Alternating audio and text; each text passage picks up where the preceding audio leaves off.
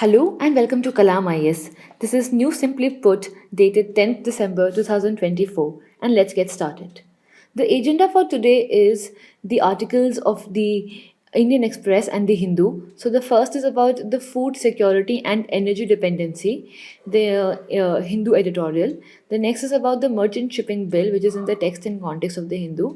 And the next is the article in Indian Explained, which talks about the Middle East chessboard, basically with respect to Syria, and they first follow up Assad's government.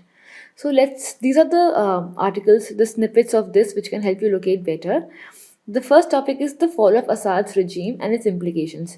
So जैसे हम सब जानते हैं कि Syria का जो government है वहाँ पर असाद का रूल हुआ करता था, लेकिन मात्र 11 दिन में HTS and these were basically backed by a lot of other countries, be it US, be it Israel and be it Turkey for a very important matter.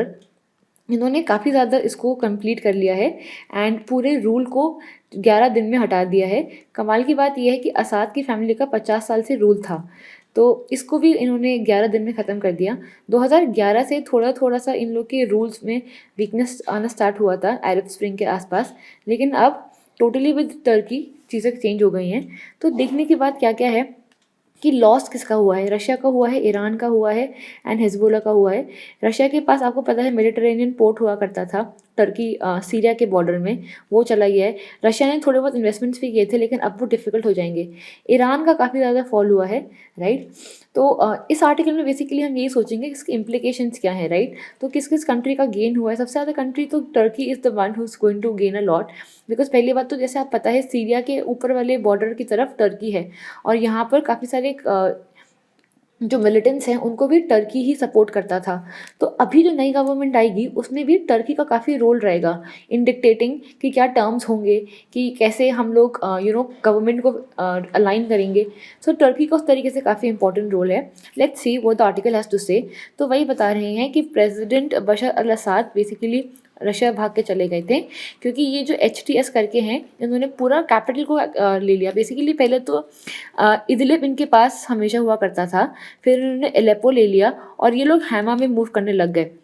कमाल की बात ये है कि आप ये सोचिए कि कोई एक रिबल मिलिटेंट ग्रुप है, राइट, एंड वो एक गवर्नमेंट के पास नॉर्थ से लेकर बीचे इतने पूरे कंट्री तक चल के आ गया और लोगों ने बिल्कुल भी प्रोटेस्ट नहीं किया. सोचिए इज़ इट ईजी कि एक रिबल ग्रुप एक कंट्री के एंड से दूसरे कंट्री के एंड में आ जाए. लोगों ने भी एक्चुअली इसलिए मना नहीं किया बिकॉज लोगों का सपोर्ट रहा. लोग भी एक्चुअली बशर अल असाद की गवर्नमेंट से परेशान थे. बशर अल असाद बेसिकली एक माइनॉरिटी से थे और जो कंट्री के जो लोग हैं वो दूसरे मेजॉरिटी रिलीजन के हैं, तो वो शिया सुन्नी के बेसिस पे डिवीजन है बेसिकली ये. तो लोगों को इस बात से भी प्रॉब्लम थी. साथ में बशर अल असाद की थोड़ा सा रूल था, वो थोड़ा सा जो नेचर ऑफ द एडमिनिस्ट्रेशन उससे भी प्रॉब्लम थी. तो इससे भी काफ़ी ज़्यादा it's a big thing that 11 days में चीज़ें हो जाएँ. So these were the reasons. साथ में आर्मी भी काफ़ी वीकनेस दिखा रही थी. तो जैसा आपको पता ही है इस आर्मी का जो सीरियन अरब आर्मी है, काफ़ी स्ट्रक्चरल और फाइनेंशियल वीकनेसेस थे कि पहले तो इन लोग को पैसा काफ़ी कम मिलता था, तो इनफॉर्मल टैक्सेशन होता था. एंड सोचो 50% हाइक से ये लोग ने साइड चेंज कर दी, तो it shows the amount of desperation that was there, right. तो अब किस किस का लॉस हुआ है. रशिया का लॉस हुआ है, इसराइल का अलग सिचुएशन रहा है. तो लेट्स सी. जैसे मैंने बताया कि जब ओबामा एडमिनिस्ट्रेशन अटैक करने वाला था 2015 के आसपास सीरिया पर, तो रशिया आया था थोड़ा सा बचाने के लिए, और तब थोड़ा सा जो अटैक था वो टल गया था बिकॉज उन्होंने तब बोला था कि बॉर्डर पे रशिया को बेसिकली पोर्ट्स मिल जाएंगे and Russia is always on a hunt for water access. तो तब बेसिकली मेडिटेरेनियन सी में जो नेवल बेस थे वो रशिया को मिले थे. लेकिन अब जब ये गवर्नमेंट चली गई तो of course naval base and air base दोनों चले जाएंगे. And also Moscow's ability to project power in the region में भी सिग्निफिकेंटली रिड्यूस्ड. सिमिलरली इसराइल की बात भी हम करें तो इसराइल आपको पता है सीरिया के नीचे है एंड रेगुलर लेवल पे बॉम्बिंग करता है. तो इधर भी बेसिकली इसराइल और सीरिया तो दुश्मन है, लेकिन थोड़ी बहुत जैसे मिक्स्ड इसलिए लिखा है क्योंकि इसराइल को खुशी तो है कि Syria fallen weak and Golan Heights आपको पता ही है सीरिया के एरिया में ही आता है. बट अभी आगे कैसा रोल आएगा, राइट, आगे कैसे गवर्नमेंट बनेगी, क्या वो एक्सट्रीमिस्ट ग्रुप के लोग आएंगे, ठीक है. तो अभी के लिए थोड़े से चैलेंजेस हैं. तो साथ में the weakening of Iran influence benefits Israel but new security challenges arise. तो दो फायदे हुए हैं, पहले तो सीरिया वीक हो गया है, राइट, और सीरिया को ईरान सपोर्ट करता है तो वो भी वीक हो गया है। लेकिन अब सीरिया में कौन सी गवर्नमेंट बनेगी, क्या वो एक्सट्रीमिस्ट होगी, क्या वो मिलिटेंट होगी, आगे कैसे चैलेंजेस फेस करने पड़ेंगे इसराइल को, तो ये हो गया पॉजिटिव पार्ट और ये हो गया नेगेटिव, इसलिए बात कर रहे हैं वो लोग मिक्स्ड की, right. Next is about Iranian support, तो आपको वही पता है कि सबसे बड़ा लॉस इसी का हुआ है, functioning a significant hole in its axis of resistance against Israel, right? Tehran loses access to Syria and Lebanon, severely diminishing its regional influence. तो यह है ईरान की बात। अब हम बात करते हैं टर्की की बात। तो Turkey is the major country, major stakeholder जिसका मैक्सिमम गेन रहा है एंड आगे भी इन्फ्लुएंस रहेगा क्योंकि सीरिया की फर्दर गवर्नमेंट को शेप करने का वो रहेगा। Support for opposition groups and agenda to counter Kurdish forces. तो ये कैसे रहा, क्योंकि जो सीरिया में रिबल फोर्सेस थे उनको टर्की ने सपोर्ट किया, तो इसलिए सपोर्ट रहा अपोजिशन ग्रुप्स के लिए। एंड अब जब ये लोग आएंगे तो आगे इनका एम रहेगा कि कर्डिश फोर्सेस के लिए भी कुछ एजेंडा आए, राइट। साथ में advocacy for inclusive governance and stability in Syria. तो आपको पता है सीरिया के मैप में जैसे ये पूरी कंट्री है, जैसे थोड़ा सा map, please forgive my art, it's a little not to scale, but the fact is that जो यहाँ पे जैसे आधा सीरिया बशार अल असद के पास थोड़ा सा इन्फ्लुएंस में था और बाकी जो ये वाला एरिया है, ये वाला एरिया वो फैक्शंस ने काफ़ी कंट्रोल किया था। तो यहाँ पे काफ़ी सारे फैक्शंस थे, 1 2 3 4 5 6, काफ़ी सारे फैक्शंस थे। ये सारे फैक्शंस अपने आप में इंडिपेंडेंट सोच रखते थे, राइट, कि इनके अलग विचारधारा थी, कैसे गवर्नमेंट होनी चाहिए, कैसे एडमिनिस्ट्रेशन होना चाहिए, और भी अलग अलग मुद्दों पर अलग विचारधारा थी। लेकिन एक कॉमन बात क्या थी कि बशर अल असद पसंद नहीं था। तो उस वक्त तो इनको गिराने के लिए ये सब एकजुट हो गए थे, लेकिन अब ये अलग बशर अल असद चला गया है, तो अब ये लोग अपनी जो आइडेंटिटी थी, different identity and different ways of governance, वो प्रोपोगेट करेंगे। तो इस डिफरेंट ओपिनियन वाले बैकग्राउंड में टर्की को एक ग्राउंड फाइंड करना पड़ेगा जहाँ पे इंक्लूसिव गवर्नेंस की बात की जाए, राइट।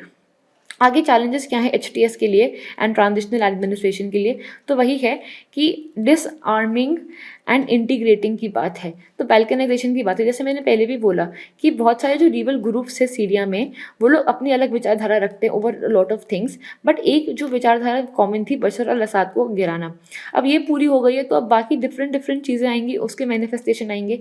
अब इन मैनिफेस्टेशन में कॉमन ग्राउंड कैसे लेकर आएगा HTS, वो ज़रूरी है, क्योंकि अगर नहीं लेकर आया तो कल जो आज बशर अल असद के हुआ है कल HTS के साथ होगा, क्योंकि फिर जो बाकी रिबल्स हैं वो गुस्सा हो जाएंगे कि ये नई सरकार भी ऐसी है, फिर ये लोग एकजुट होंगे, फिर HTS को गिराएंगे। सो अलग ही, मतलब दिस इज नॉट समथिंग जो हो सकता है, बट अलग अलग तरीके की पॉसिबिलिटी बन सकती है। इसलिए बैल्कनाइजेशन की बात कर रहे हैं, क्योंकि अलग अलग झुंडी बन जाएंगे, वो अपना कलर कंट्रोल करने लगेंगे, कंट्री बढ़ जाएगी। सो ये काफ़ी बड़ा चैलेंज है, right. And this basically reflects the intra group tensions and differing goals among factions that united against Assad. This is exactly what I have been trying to explain you, right. And so far हमें पता ही है ये सारे rebel groups थे जो extremist groups थे। तो एक पॉसिबिलिटी ये भी है कि अभी जो कंट्री है वल्नरेबल स्टेट पे है, उसमें एक्सट्रीमिज्म बढ़ने का तो काफ़ी चांस है ही, और रेफ्यूजीज़ की बात भी आएगी। अब जब कंट्री अनस्टेबल रहती है, वल्नरेबल रहती है, तो लोग काफ़ी जगह मूव आउट कर लेते हैं। टर्की में काफ़ी लोग चले गए और बाकी नेबरिंग कंट्रीज़ में चले गए, तो रेफ्यूजी की प्रॉब्लम भी काफ़ी है। एंड जो गल्फ कंट्रीज़ हैं वो भी काफ़ी ज़्यादा एप्रीहेंसिव है, बिकॉज HTS थोड़ी सी एक ज़्यादा मिलिटेंट एंड इस्लामिस्ट वाली विचारधारा की है, तो there is apprehension of the potential Islamist regime in Syria. And next, when we talk to the Western powers, so US, आपको पता ही है, Biden was very much instrumental in the fall of Bashar, for that matter. But here again, they are having a mixed outlook, because although they are optimistic for the fact that yes, their goal has been achieved, but what about the potential instability that could follow? So this is what the challenge and the further future looks like for Syria, right? So that is what the conclusion is, that it is a significant turning point, but then again the things are in flux, right? And it could have a future implication on governance and stability. So this is a place again that I say is a place to watch. So going forward with the next article, it's about modernizing India's maritime sector, the reforms. So अब ये बात समझना ज़रूरी है कि Rajya Sabha and अभी जो पूरा विंटर सेशन है लोकसभा, वहाँ पे नेवी, मर्चेंट, मतलब पूरा मैरीटाइम, समुद्र, ये सब चीज़ों पे काफ़ी फोकस हो रहा है। जैसे and this is quite a thing, because अभी आप खुद सोचो, हमारी आज़ादी को ऑलमोस्ट 1947 में मिला था, काफ़ी टाइम हो गया है, 70-80 साल के बीच में हो गए हैं। 7500 किलोमीटर इतना बड़ा हमारा कोस्ट लाइन है, एंड इतने साल हमारी खुद के इंडिपेंडेंस को भी हो गए हैं। पर क्या हमारी जो सी पोर्ट्स की इकोनॉमी है, क्या वो इतनी डेवलप्ड है जितनी बाकी कंट्रीज़ की होती हैं? मतलब इवन पुराने टाइम में ब्रिटिशर्स के पास एडवांटेज था जब वो इंडिया में आए थे, नेवी का, जो इंडिया के पास उस वक्त नहीं था, इसलिए इंडिया को एक्चुअली काफ़ी हार देखनी पड़ गई थी।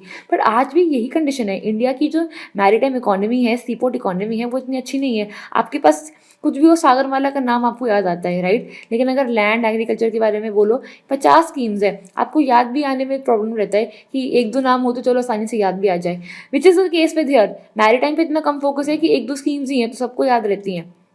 तो यहाँ पे भी यही है, India has been facing a monumental neglect with respect to maritime sector, and now it is basically this government that is trying to contribute to economic growth through marine and through maritime and through the seaport economy.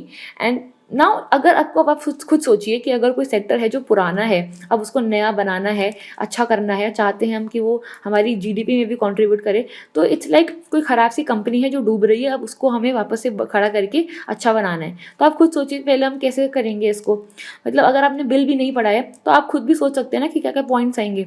तो पहला तो यही point आएगा कि अगर उस company को अगर हमें ठीक करना है तो उसको ऐसा बनाना है ना, उसकी हुलिया ठीक करके रिसाइकिल करना है कि वो आज की कंपनी की तरह दिखना शुरू हुए। तो पहले तो उसकी रिफर्बिशिंग वगैरह होगी। तो सिमिलरली मैरीटाइम सेक्टर को भी हम ये चाहेंगे कि उसको हम अलाइन करें with respect to global standards, जो बाकी दुनिया के पोर्ट्स हैं, दुनिया की जो मैरीटाइम इंडस्ट्री है उसकी तरह से उसकी शक्ल दिखनी चाहिए, उसके नेचर कैरेक्टरिस्टिक्स वैसे बनने चाहिए, राइट? पहली बात तो ये हो जाएगी that we have to align it. दूसरी बात क्या है? दूसरी बात ये है कि जो लोग हैं, मतलब अलाइन करने के बाद हम चाहते हैं कि सस्टेनेबिलिटी रहे, क्योंकि एक बार अलाइन करना अलग है लेकिन उसको मेंटेन करना और उसको अच्छी तरीके से वायबल रखना दूसरी इशू हो जाता है।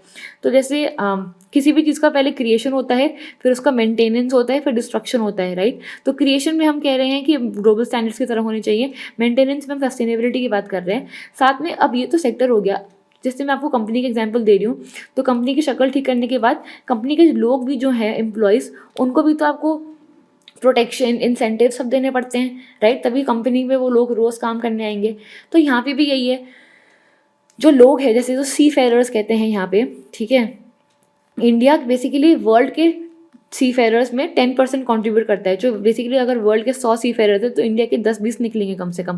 तो इंडिया का काफ़ी कॉन्ट्रीब्यूशन इसमें भी है, तो इनके वेलफेयर को भी इंश्योर करना हमारा ही काम है इन द बिल, राइट? साथ में अब हर चीज़ को, जैसे कोई बिजनेस आ रहा है, इंडिया में बिजनेसेस आए तो पहले बिजनेसेस को प्रॉब्लम थी ना कि सरकार की लाइन में इतना प्रॉब्लम खड़ा रहना पड़ता है, ईज़ ऑफ डूइंग बिजनेस नहीं है, ब्यूरोक्रेसी के रेड टेपिज्म बहुत ज़्यादा है। तो यहाँ पर भी जो सब कुछ सरकार ही करेगी, because port and maritime is very much a big subject, a public good which has to be in the control of government, but then the control has to be with a balanced regulation. It cannot be कि बस आपने बहुत ज़्यादा रेटिपिज्म कर दी है to control it, right? तो जितने भी हमने नई नई बातें करी हैं with respect to aligning with the global standards, with respect to sustainability, with respect to the welfare of seafarers, all this has to ensure कि इनके लिए conditions पीछे की अच्छी होनी चाहिए, यानी कि रेगुलेशन सही रहना चाहिए, यानी कि ईज़ ऑफ डूइंग बिजनेस अच्छा होना चाहिए, राइट? तो ये सारी बेसिक बातें सपोज हमें लगने में कितनी बेसिक लग रही हैं, बट क्योंकि ये सेक्टर इतना नेग्लेक्टेड था कि ये सारी चीज़ों पे भी इतना एडिक्वेट ध्यान नहीं गया। You will be shock to hear कि जो लास्ट बिल था वो बहुत पहले आया था, मतलब पता नहीं कितने साल हो गए, 1958 में था, या मतलब बहुत पुराना बिल है। सोचिए इतने सालों बाद हम ध्यान दे रहे हैं। तो जो मैंने आपको स्टोरी बताई, that is for you to basically generate thinking points when you are doing mains.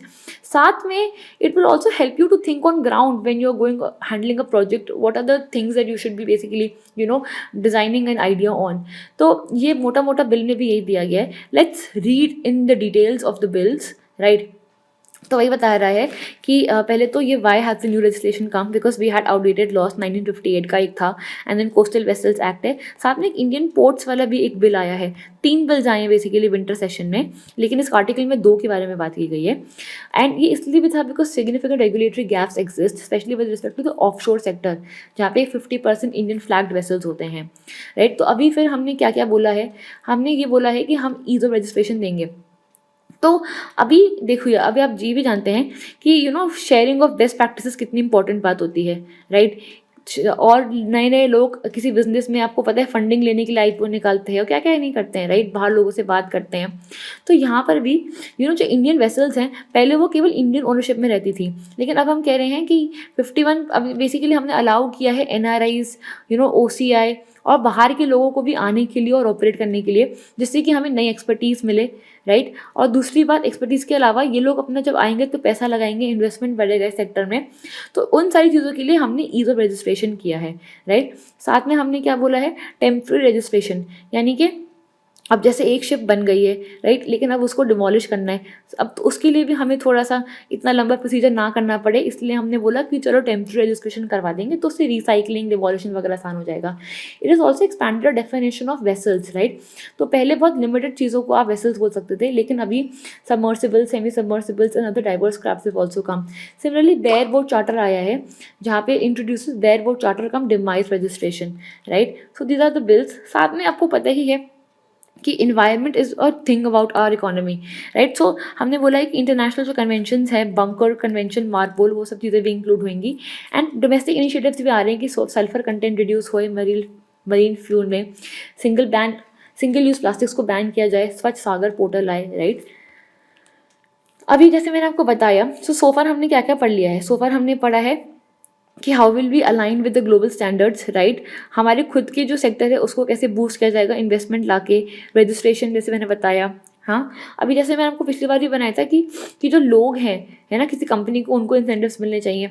Similarly यहाँ पर भी जो सी फेयरर्स हैं उनकी वेलफेयर एंड ट्रेनिंग की बात की गई है, तो वेलफेयर मेजर एक्सटेंड किए गए हैं, क्योंकि जैसे मैंने आपको बताया कि 10% तो जो वर्ल्ड के सी फेयरर्स है वो इंडियंस हैं, तो काफ़ी सारे जो इंडियन के सी फेयरर्स है वो फॉरेन वेसल्स में भी काम करते हैं, इसलिए वेलफेयर एक्सटेंड करना ज़रूरी था।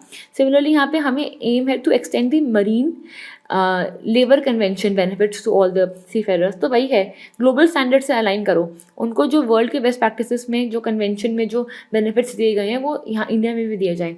एंड रेगुलेशन ऑफ इंस्टीट्यूशंस की लीगल फ्रेमवर्क है to regulate private maritime training institutions, right. वरना एजुकेशन के तौर पे तो आपको पता ही है कितना फ्रॉड होता है। सो आगे जाके एक नया जो दूसरा बिल आया है कोस्टल शिपिंग बिल के बारे में, तो उससे भी वही बोल रहे हैं, unleash the potential of coastal shipping and commercial utilisation, right. So it will focus on commercial utilisation of coastal waters which will include licensing, operational permissions, coastal planning and all of these things, and सब कुछ सागन वाले से तो support करना ही है, in fact इसको enhance करना है। So this is it about the bill, जहाँ पे फिर हम पूरा बात कर रहे हैं कि it is a significant step towards unlocking the full potential, these are the aims. And the next topic is about food and energy insecurity. तो अब जब हम बात करते हैं फूड सिक्योरिटी की, तो फूड सिक्योरिटी में क्या क्या आता है? फूड सिक्योरिटी में आता है अवेलेबिलिटी, अफोर्डेबिलिटी एंड एक्सेसिबिलिटी। ये हम बचपन से जानते हैं, डेफिनेशन है, but there is a lot more to this, right.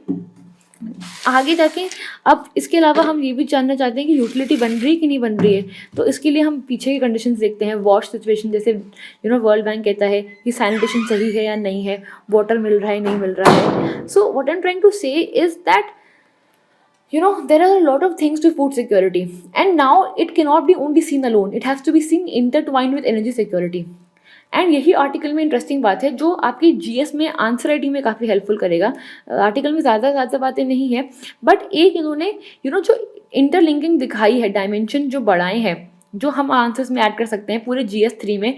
GS3 में आपको पता भी है सिलेबस में एग्रीकल्चर है, साथ में नीचे की तरफ एनर्जी भी है, राइट। हम इन दोनों को अलग अलग देखते हैं, बट आर्टिकल में इन दोनों को साथ करके बताया है, which is like a unique point, जो आप एक दो पॉइंट्स बनेंगे और आप इसको अपने आंसर्स में लिख सकते हैं। So how is that the case? तो पहले तो वो बता रहे हैं कि फूड सिक्योरिटी को बहुत ज़्यादा प्रॉब्लम्स हो रही है विद रिस्पेक्ट टू पॉपुलेशन, कितनी पॉपुलेशन बन गई है, राइट। सिमिलरली क्लाइमेट चेंज की वजह से कितनी सारी चीज़ों में फूड इनसिक्योरिटी आ रही है। एनर्जी इनसिक्योरिटी को काफ़ी प्रॉब्लम है, जैसे कि जियो पॉलिटिकल टेंशन आ रहे हैं, ग्लोबल सप्लाई चेन डिस्टर्ब हो रही हैं, राइट। साथ में इंफ्रास्ट्रक्चरल लॉजिस्टिक्स इशू आ रहे हैं। सिमिलरली काफ़ी कंट्रीज ट्रांजिशन नहीं कर पा रही हैं, तो इतने सारे प्रॉब्लम्स हैं। तो ये प्रॉब्लम अगर हम इसे एक एक करके डील करें तब भी हम सेटल नहीं कर पाएंगे। तो ऑथर कह रहे हैं कि दोनों को एक साथ देखो, इसको तो करो ही, लेकिन दोनों को एक साथ भी देखो, क्योंकि ऐसा कर रहे हो आप कि फूड की प्रॉब्लम को डील करने में कभी कभार एनर्जी भूल जाते हो। So that right now is the time to have an inclusive solution. तो जब इंक्लूसिव सोल्यूशन तब दिखेगा ना, जब इन दोनों का हमें इंटर रिलेशन समझ में आए। So that is a good point. Inter relation कैसे हैं, तो आप पहले बताइए, आप खुद सोच के बताइए कि अगर जो हम फूड में फर्टिलाइजर्स यूज़ करते हैं, राइट, एनर्जी प्रोडक्शन फर्टिलाइजर्स में यूज़ होती है, राइट, नेचुरल गैस से बनती है ना, तो नेचुरल गैस से बनती है, तो यहाँ पे आ गया ना एनर्जी का रोल कि नेचुरल गैस इंडिया में तो आती नहीं है, हमें काफ़ी इंपोर्ट करना पड़ता है। सो पहली बात तो ये है कि फूड और एनर्जी का इंटर रिलेशन कहाँ से आता है, पहले तो आता है फर्टिलाइज़र से, राइट, दूसरा कहाँ से बनकर आता है, दूसरा बन के आता है कंपटीशन से। कैसे, फूड और एनर्जी में कंपटीशन कैसे है, अब आप खुद बताइए, जैसे बायोफ्यूल्स हैं, राइट, और आपको पता है first gen, second gen, third gen biofuels आते हैं, तो काफ़ी सारे शुरुआत में तो यही बोलते हैं ना कि शुगर केन से हम निकाल लेंगे बायोफ्यूल, तो यानी कि लोगों को खाना कम मिलेगा लेकिन उनको फ्यूल पहले मिलेगा। तो क्या आप कॉम्प्रोमाइज़ नहीं करवा रहे कि हमें पहले बायोफ्यूल लेना है या फिर हमें फूड लेना है। तो एक कॉम्पिटिशन भी है जो कि रिलेशनशिप दिखाता है, जो कि बताते हैं कि इंटरट्वाइंड चीज़ें हैं। सो अभी अगर हमें देखना है तो दोनों की इनसिक्योरिटीज़ जो है वो तो डील करनी ही है, लेकिन रिलेशनशिप को भी एग्जामिन करना है। तो यही है आर्टिकल का मेन क्रक्स, और यही बेसिकली टेक अवे है जो मुझे लगा अच्छा है, जो आंसर राइटिंग में आना चाहिए इन्हेंस करने के लिए। बाकी सब बातें तो आपको पता ही है कि वर्ल्ड बैंक भी बता रहा है कि दोनों में काफ़ी इनसिक्योरिटी की बात है एंड हमें इंटीग्रेटेड अप्रोच चाहिए, राइट। साथ में वो थोड़े थोड़े फैक्ट्स भी दे रहा है कि एग्रीकल्चर का कैसे रहता है, जैसे 70% तो ग्लोबल का फ्रेश वाटर कंज्यूम एग्रीकल्चर ही करता है, सिमिलर 20% GHGs भी एग्रीकल्चर ही प्रोड्यूस करता है। क्लाइमेट चेंज पे तो इम्पैक्ट रहता ही है, जैसे आप जानते हैं राइस की जो फार्मिंग होती है उससे मीथेन कितना बनकर आता है, राइट, और मीथेन तो आपको पता ही है ग्लोबल वार्मिंग पोटेंशियल उसका कितना ज़्यादा है कार्बन डाइऑक्साइड से। फॉसिल फ्यूल पर डिपेंडेंस रहती है, जैसे मैंने बताया नेचुरल गैस की वजह से, फर्टिलाइजर्स की वजह से, फूड इनसिक्योरिटी तो है ही, right, energy dependence and inequality तो बताया ही। अब जैसे कि इंडिया है, फर्टिलाइजर बनाने के लिए हम इंपोर्ट पर डिपेंडेंट है, कल को नेचुरल गैस आना बंद हो जाए तो क्या हमारे पास फिर फूड इनसिक्योरिटी नहीं आ जाएगी, क्योंकि फर्टिलाइजर तो हमारे फूड को ज़्यादा प्रोड्यूस करने में डिपेंड इंक्रीज करता है। तो एनर्जी डिपेंडेंस से इनइक्वालिटी भी आती है, not just about energy but also about food, right. So वही बता रहा है कि जो रिन्यूएबल जो है वो हर किसी के पास तो अवेलेबल नहीं है, राइट, कि अगर हमें कुछ अपना बनाना है रिन्यूएबल एनर्जी से तो वो तो हर कोई कर नहीं पा रहा है, तो ज़्यादातर लोग developing countries are dependent on fossil fuels.